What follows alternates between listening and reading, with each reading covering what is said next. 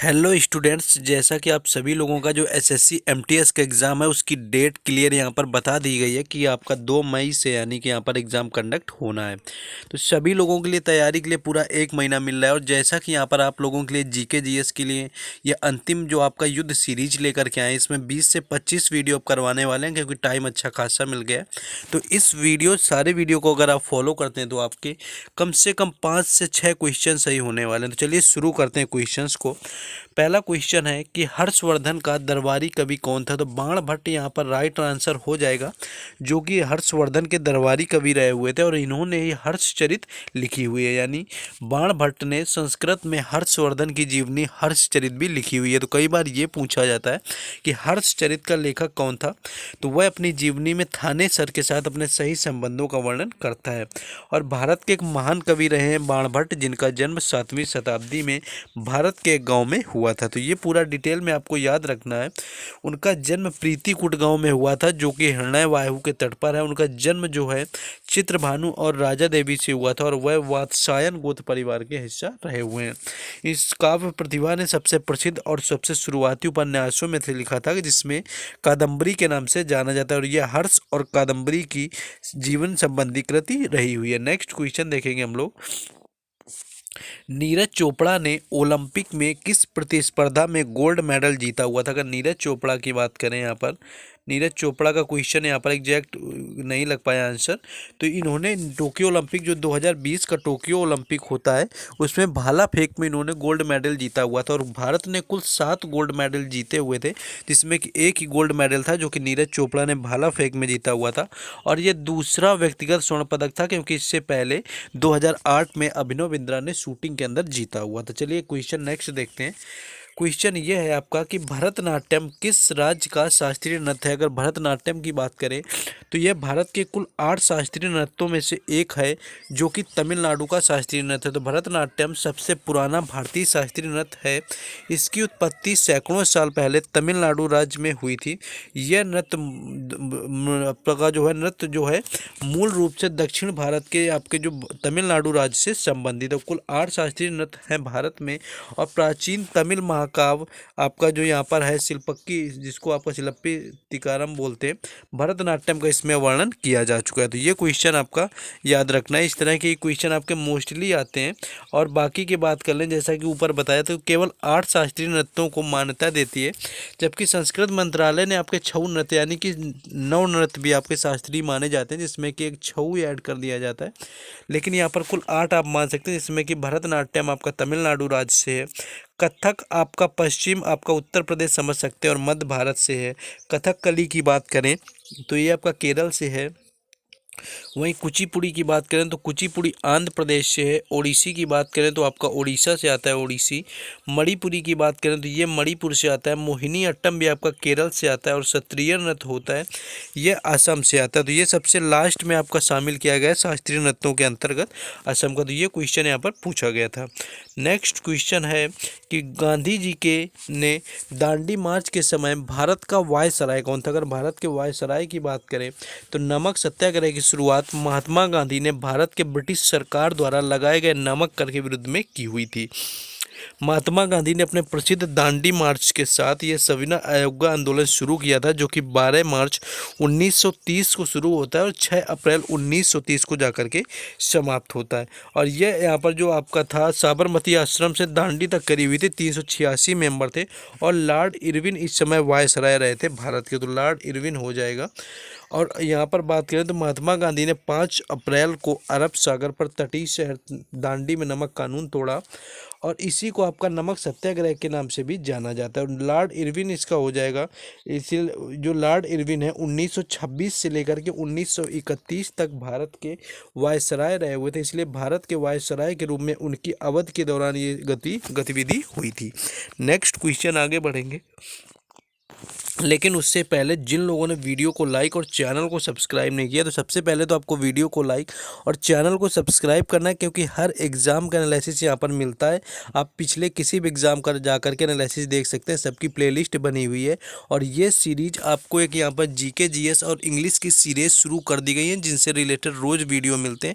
1 महीना बचा है एसएससी एमटीएस एग्ज़ाम के लिए, उसको अच्छे से टारगेट किया जा रहा है। तो सिर्फ आपको सब्सक्राइब कर लेना है, वीडियो को लाइक कर देना है, और बाकी हर किसी अपडेट के लिए जो भी आपका आता है सबसे पहले दिया जाता है।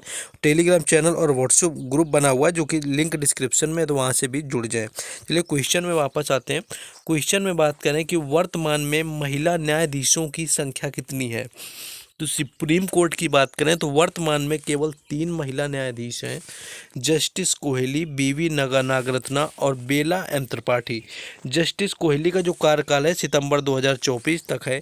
जस्टिस त्रिवेदी की बात करें तो इनका 2025 तक, और जस्टिस नागरत्ना का 2027 तक है, जो कि देश की पहली महिला चीफ जस्टिस बनने वाली, यानी जस्टिस जो नागरत्ना है ये भारत की पहली मुख्य न्यायाधीश बनेंगी, जो कि अभी तक नहीं बन पाई हैं। तो ये मुख्य न्यायाधीश पहली होंगी, जस्टिस नागरत्ना।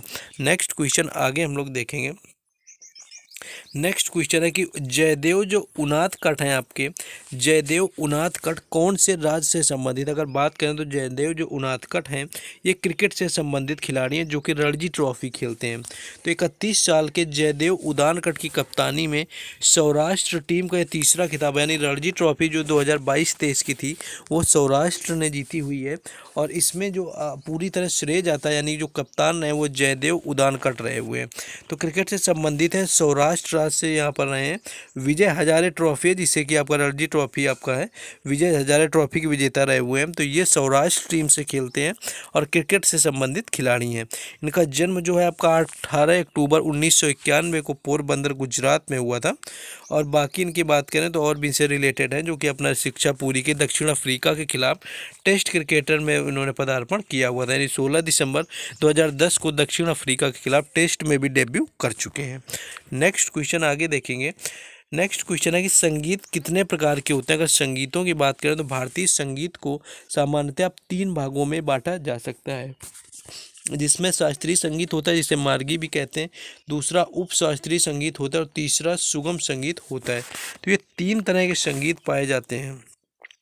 नेक्स्ट क्वेश्चन आपका पंजाब नेशनल बैंक की बात करें तो ये पंजाब नेशनल बैंक की जो स्थापना है 19 मई 1894 को होती है।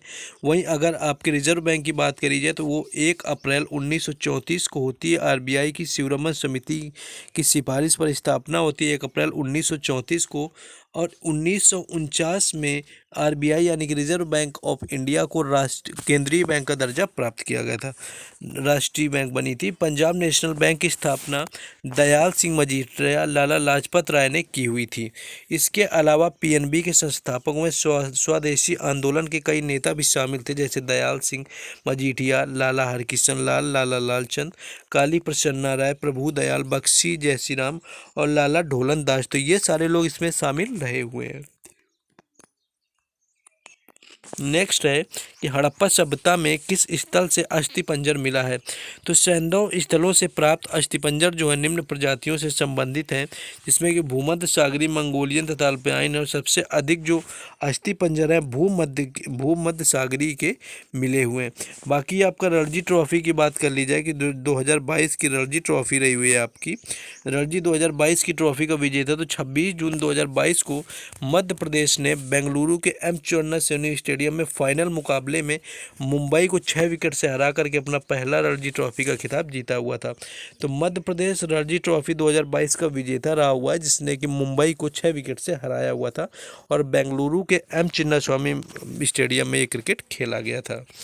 नेक्स्ट आगे बढ़ेंगे। नेक्स्ट अगर उष्णकटिबंधीय की बात करें आपका क्या होता है, तो उष्णकटिबंधीय जो क्षेत्र होते हैं भारत के किस स्थान में पाए जाते हैं। तो जो उष्णकटिबंधीय कांटेदार वन उन भागों में पाए जाते हैं जहां वर्षा 50 सेंटीमीटर से कम होती है, यानी वर्षा जो दर है आपकी 50 सेंटीमीटर से कम होती है।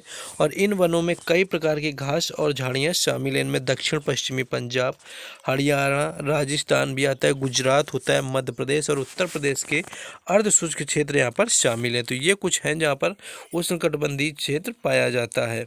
नेक्स्ट आगे देखेंगे क्वेश्चन आपका यहाँ पर अमीबा से रिलेटेड आपकी अगर बात करें कि कई बार एक बार क्वेश्चन ये आया हुआ था कि अमीबा किस प्रकार का जीव है, ये भी आपका पूछ लिया जाता है। तो अमीबा की बात करें तो ये आपका जैव वैज्ञानिक अगर वर्गीकरण में बात करें तो ये अत्यंत सरल प्रकार का एक प्रोटोजोआ होता है। आपसे ये पूछा गया था कि अमीबा क्या है, आपका प्रोटोजोआ है, कवक है या फंगस है। तो अमीबा आपका एक प्रकार का प्रोटोजोआ होता है जिसकी अधिकांश जातियां नदियां, तालाब, मीठे पानी की झीलों, पोखरों और पानी के गड्ढों आदि में पाई जाती हैं।